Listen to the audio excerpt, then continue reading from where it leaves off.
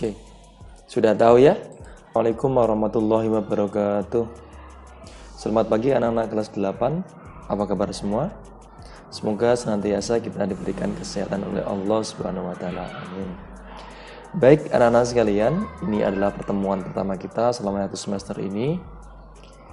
Untuk bab pertama yang akan kita bahas adalah tentang gerak. Lebih tepatnya gerak benda dan makhluk hidup. Untuk kompetensi dasar kita, untuk KI3-nya adalah memahami gerak pada makhluk hidup, sistem gerak pada manusia, dan upaya menjaga kesehatan sistem gerak. KI4-nya menyajikan karya tentang berbagai gangguan sistem gerak serta upaya menjaga kesehatan sistem gerak. Bagaimana? Baik, kita mulai.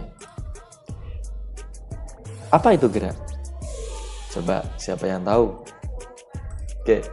Gerak adalah suatu benda dikatakan bergerak terhadap suatu titik acuan atau benda lain jika jarak atau posisi antara keduanya berubah. Jika ada satu benda tambah yang lain, dia berubah posisinya, maka benda itu bisa dikatakan bergerak. Tetapi jika posisinya tetap, maka benda tidak dikatakan bergerak. Bisa dipahami ya? Kita lanjutkan. Gerak itu selalu bersifat relatif. Kenapa? Sebelum menjawab pertanyaan itu, saya akan berikan sebuah contoh. Nadia sedang berada di dalam mobil yang melintasi seorang pengamat yang sedang berada di tepi jalan raya. Kira-kira siapa yang bergerak? Nadianya atau orangnya? Jelas Nadianya yang bergerak. Tapi seolah-olah orang itu bergerak menjauhi Nadia. Bisa dipahami ya? Yang kedua, pengamat di tepi jalan raya melihat bahwa Nadia sedang bergerak bersama mobil terhadap sebuah kota. Jelas, karena menaiki bus, jelas bus bersama Nadia bergerak menjauhi sebuah kota. Selanjutnya, Nadia sedang berada di dalam mobil akan melihat bahwa pengamat bergerak arah yang berlawanan dengan arah gerak Nadia. Jelas itu. Oke, kesimpulannya, gerak benda bersifat relatif tergantung pada pengamat dan titik acuan yang dipergunakan. Paham ya? Yang kedua, kita membahas jenis-jenis gerak. Siapa yang tahu ada berapa? 1 atau 2 atau 3, bahkan 5 mungkin? Jenis gerak yang pertama adalah, misalkan kamu berada di sebuah atau berjalan-jalan di depan kelas. Kamu berjalan di depan kelas, di saku kamu ada pena. Sambil berjalan-jalan tersebut, lempar dan tangkaplah lagi penghapus papan tulis berulang-ulang. Jadi kamu jalan di depan kelas, kemudian di saku kamu ada pena, di tangan kanan kamu ada penghapus, dilempar berulang-ulang. Kalau kita lihat, kita amati hal tersebut, maka bisa dipastikan bahwa pena tidak bergerak terhadap kamu, karena jarak dan posisi benda terhadap kamu tetap di mana? Di saku. Yang kedua, kamu dapat dikatakan melakukan suatu macam gerak, yaitu gerak terhadap dinding, karena kamu bergerak menjauhi dinding kelas. Selanjutnya, penghapus dapat dikatakan melakukan 2 macam gerak. Yang pertama adalah terhadap kamu, dan yang kedua terhadap dinding kelas. Bisa dipahami ya? Lanjutkan. Gerak menurut keadaan benda. Gerak menurut keadaan benda dibagi menjadi 2 macam. Yang pertama adalah gerak sebenarnya, yang kedua adalah gerak semu. Gerak sebenarnya adalah gerak suatu benda yang diakibatkan oleh perubahan jarak dan atau posisi benda terhadap titik acuan. Artinya benar-benar terjadi. Seperti tadi, Ani menjauhi pengamat yang saat di dalam bus, itu adalah gerak sebenarnya. Jika gerak semu adalah gerak suatu benda yang sebenarnya diam, namun oleh pengamat teramati bahwa benda itu seolah-olah bergerak. Gerak semu diakibatkan oleh karena keadaan pengamat yang sedang berada di dalam suatu sistem yang bergerak. Contoh, ya, pada saat kita naik bis, pohon-pohon di tepi jalan seperti bergerak, berlari meninggalkan kita. Padahal sebenarnya yang bergerak adalah bus di mana kita sedang berada di dalamnya. Itu namanya gerak semu. Paham ya? Yang kedua ada gerak menurut lintasannya. Gerak menurut lintasannya dibagi menjadi, yang pertama adalah gerak lurus, yaitu gerak yang lintasannya lurus. Kemudian ada lagi gerak melingkar, yaitu gerak yang lintasannya berbentuk lingkaran atau bagian dari lingkaran. Setelah itu ada gerak parabola, yaitu gerak yang lintasannya berbentuk parabola.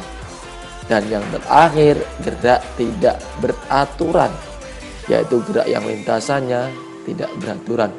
Bisa gerak lurus tambah gerak melingkar, bisa semua dari gerak-gerak dijadikan satu. Itu namanya gerak tidak beraturan.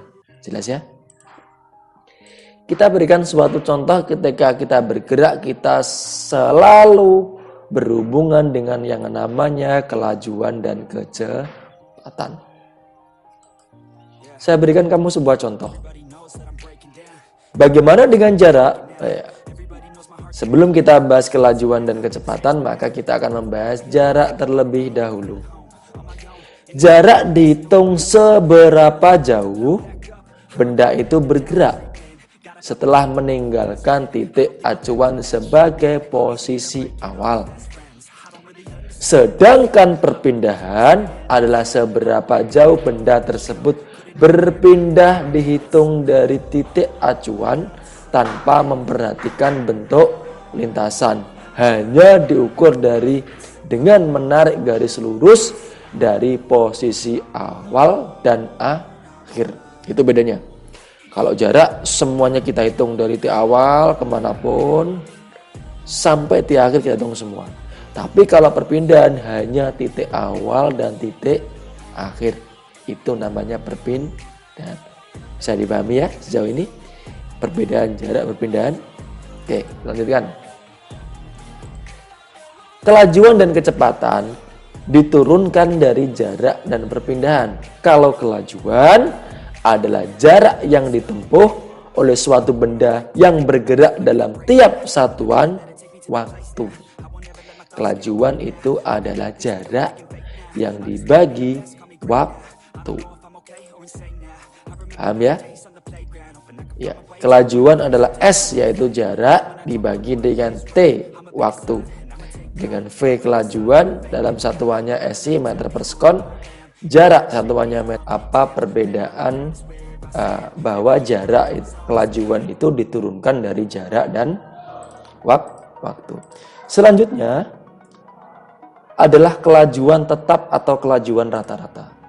Kelajuan tetap atau konstan ialah kelajuan gerak suatu benda di mana tiap bagian dari jarak itu ditempuh dalam waktu yang sama.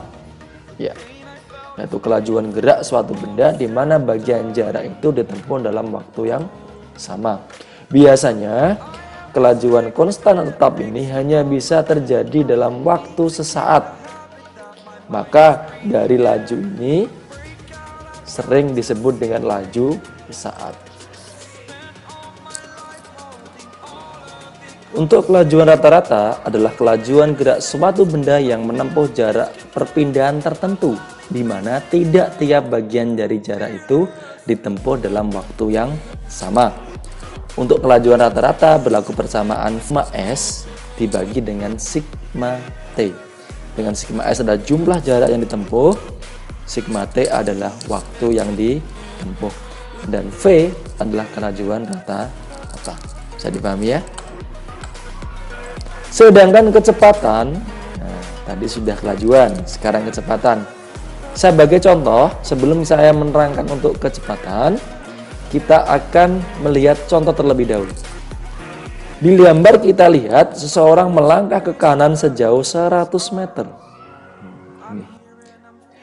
Kemudian kembali melangkah ke kiri sejauh 50 meter dalam waktu 50 sekon.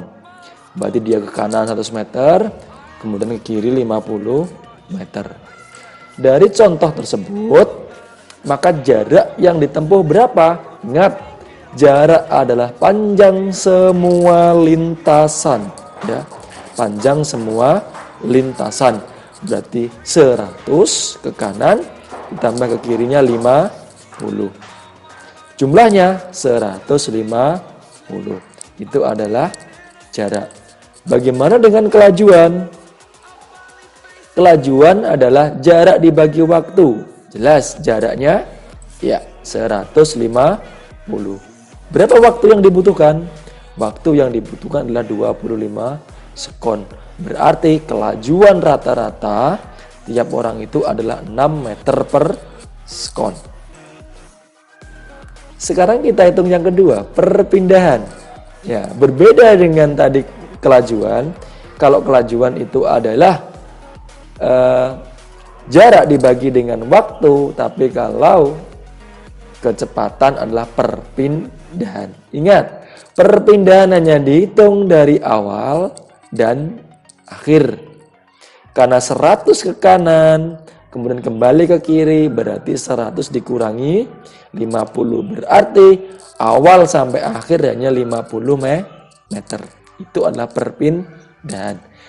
Kecepatan diturunkan dari perpindahan dan waktu. Berarti kecepatannya adalah perpindahan dibagi waktu. Perpindahannya 50, kemudian waktunya 25 sekon. Berarti orang itu hanya melakukan kecepatan 2 meter per sekon saja. Bagaimana anak? Sudah bisa dipahami belum untuk kecepatan dan kelajuan? Sekian dari saya untuk pertemuan pertama kita. Jaga kondisi, selalu patuhi protokol kesehatan, dan Assalamualaikum warahmatullahi wabarakatuh.